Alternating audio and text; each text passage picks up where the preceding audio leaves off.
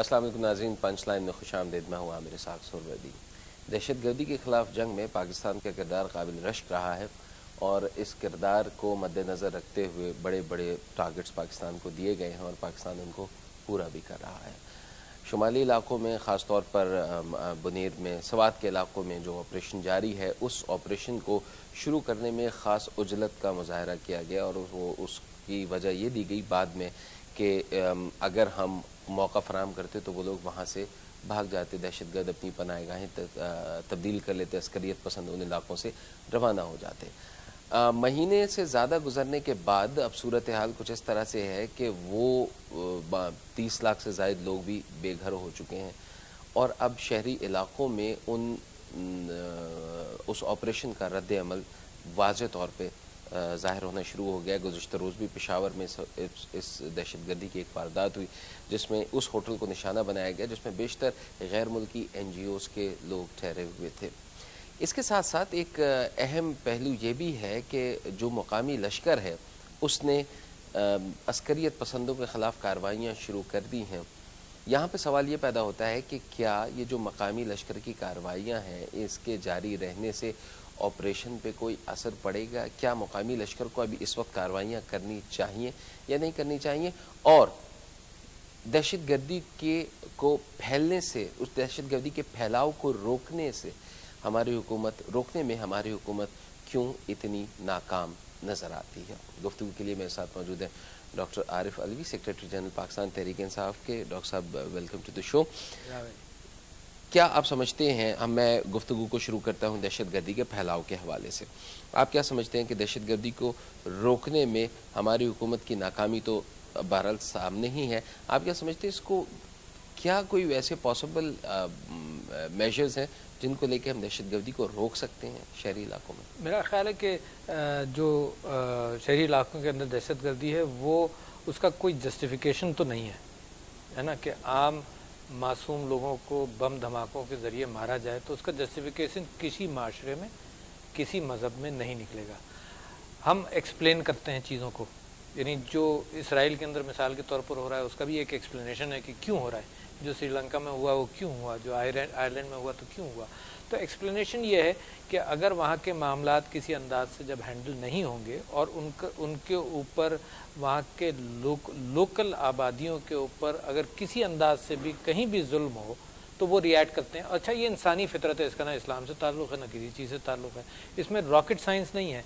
कि जब America Iraq गया तो इराक़ में जो सुसाइड बॉम्बिंग्स हुई और लोगों ने जो मार धाड़ की है तो वो अमरीकी फ़ौजियों से कहीं ज़्यादा आपस की मार धाड़ की वजह से जाने गई। यानी अगर 10 लाख या 20 लाख या 30 लाख इराक़ी मरे हैं तो उसमें लोकल किलिंग्स बहुत हैं। एक ग्रुप को किसी ने स्पॉन्सर किया, एक ग्रुप को किसी ने स्पॉन्सर किया और आम आदमी निकला, शिया सुन्नी फसाद कराया गया, बहुत कुछ कराया गया। तो लोकल पॉपुलेशन रिएक्ट करती है। कोई रॉकेट साइंस नहीं है कि हम ये प्रेडिक्ट ना कर सकें कि अगर फ़ौजी एक्शन होगा, मैं फ़ौजी एक्शन को इस वक्त किसी प्लस माइनस में नहीं बात कर रहा हूँ, अगर फ़ौजी एक्शन होगा तो उसका रिएक्शन ये होगा कि जो मिलिटेंट्स हैं उनकी तादाद बढ़ेगी और जब तादाद बढ़ेगी तो फिर वो सिविलियन रिएक्शंस करेंगे। ये इंसानी फितरत है, इसमें ना पाकिस्तान का ताल्लुक़ है, ना पाकिस्तान की आवाम का ताल्लुक़ है, ना किसी और चीज़ का ताल्लुक़ है, सिर्फ इंसानी फितरत है। दुनिया भर में एक सही। डॉक्टर साहब, यहाँ लेकिन क्वेश्चन तो ये पैदा हो रहा है कि हमारी हुकूमत की तरफ से जो भी इक़दामात किए गए हैं वो इक़दामात अचानक नाकाफ़ी क्यों हो जाते हैं?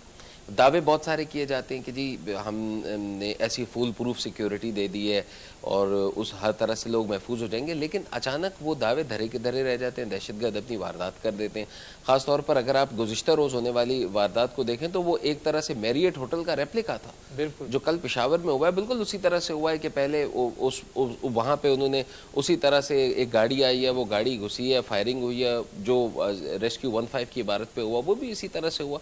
तो इतने बेबस क्यों नज़र आते हैं? इतनी विजिबल जो आपके ऑफेंसिव है जो हो रहा है दहशतगर्दों की तरफ से और स्ट्रैटेजी भी सेम है, तो उसके खिलाफ कोई कॉम्प्रिहेंसिव स्ट्रैटेजी क्यों नहीं बनाई जाती? आमिर भाई ये तो कोई रॉकेट साइंस नहीं है कि गुरिल्ला वारफेयर और जो फौजें होती हैं ममालिक की, उनके दरमियान उनके हथियार भी मुख्तलिफ होते हैं, उनके टारगेट। कन्वेंशनल और गुरिल्ला वॉरफेयर में फर्क है। ये कन्वेंशनल, ये जंग जो है ये conventional warfare, conventional army, conventional arms वाली होती नहीं है।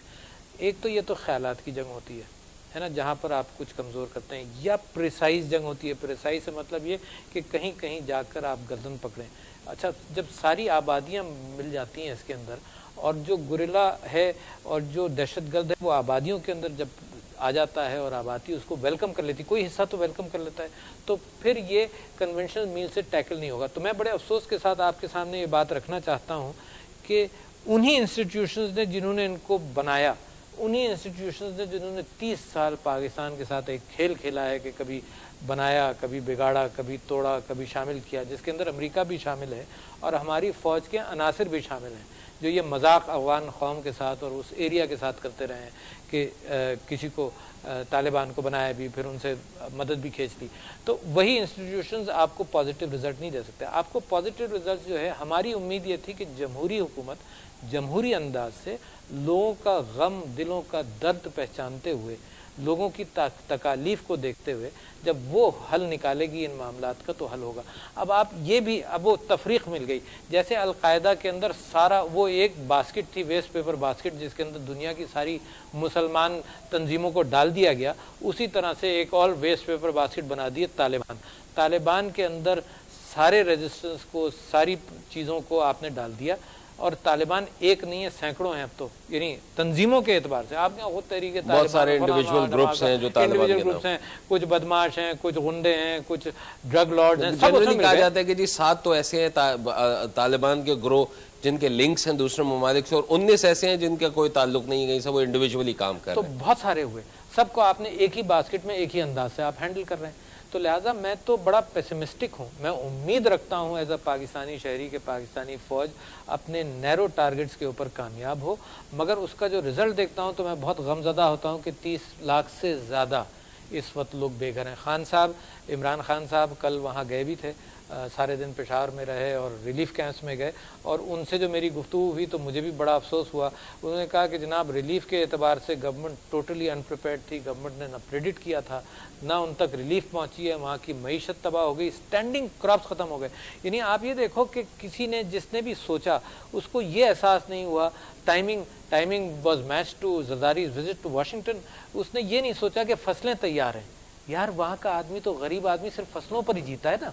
अच्छा, उस फसलों पर उसके साल भर की आमदनी, ये नहीं कि एक दिन की रोजी जाती है, उस फसल पर उसकी साल भर की आमदनी है। वो फसलें खड़े खड़े सड़ गई क्योंकि ये सब बेचारे परेशान होकर बाहर निकल आए, तो वहाँ की मईशत तबाह हो गई। यानी इतनी तबाह हो गई कि जो लोग वहाँ रिलीफ के लिए गए, जिसमें मेरा बेटा भी शामिल है, उन लोगों ने आकर ये कहा कि जी यहाँ से रिलीफ गुड्स लेकर मत जाओ, वहाँ वहीं से खरीदो, ताकि कम से कम इसी बहाने वहाँ की मईशत तो चले ना। नहीं, आप वहाँ से चीज़ें खरीदेंगी तो वहाँ का लोकल ताजर लाएगा कुछ पैसा, कुछ उसकी आमदनी होगी, तो इतनी मईशत वहाँ की ख़राब है। तो it's a serious economic crisis. अगर इकोनॉमिक क्राइसिस को आप मिलिटेंसी के साथ मिलाएं तो बड़ा ख़राब धमाका खेज एक बम बनता है। तो मुझे तो डर ये है कि ये मामला बढ़ता ना चला। पॉलिटिकल फोर्सेस क्यों ना